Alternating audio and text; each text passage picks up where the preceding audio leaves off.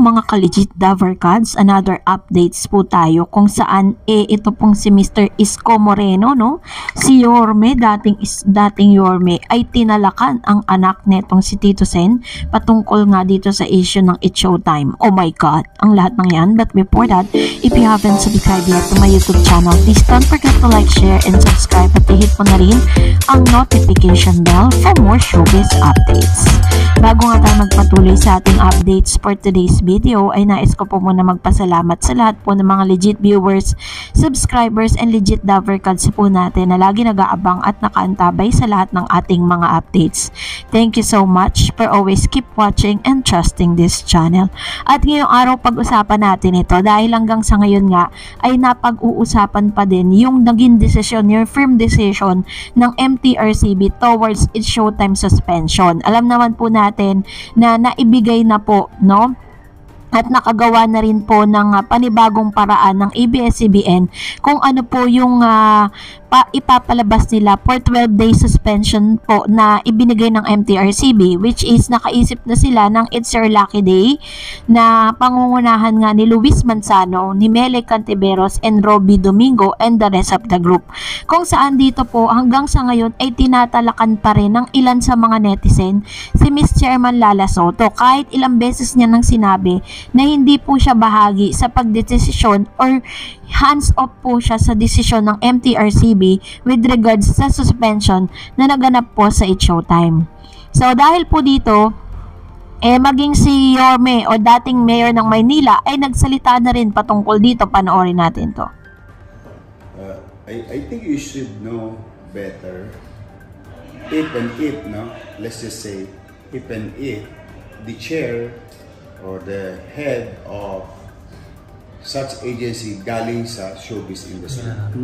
Because you know better than anybody else na maraming umaasa sa likodan. You put the police power of the state.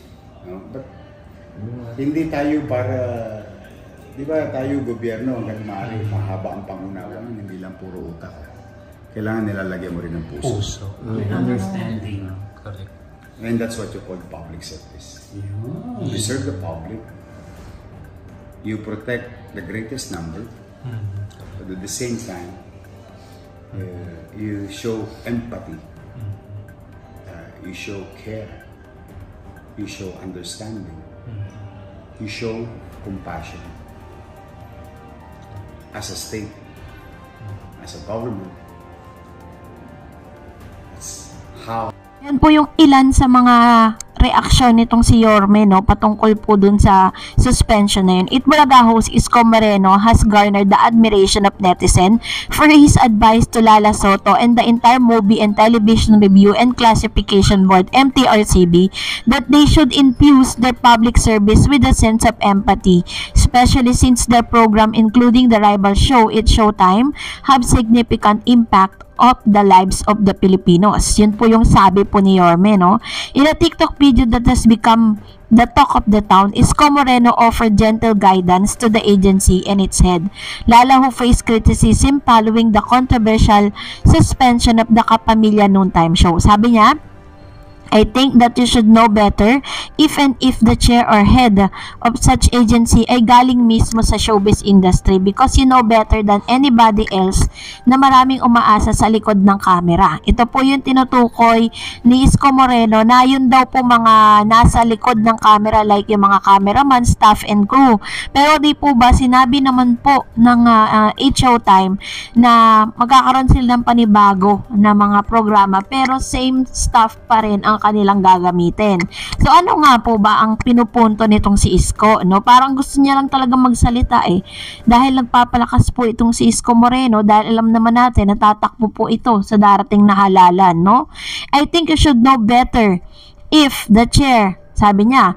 Tapos in-emphasize niya pa that Lala should have been more understanding of the potential consequences of the suspension's decision as it doesn't only affect the viewers and artists but also the people working behind the scene to make living. So talagang super concerned siya dun sa mga staff and crew, no? Sabi niya, hindi lang dapat puro utak, kailangan nilalagyan mo rin ng puso.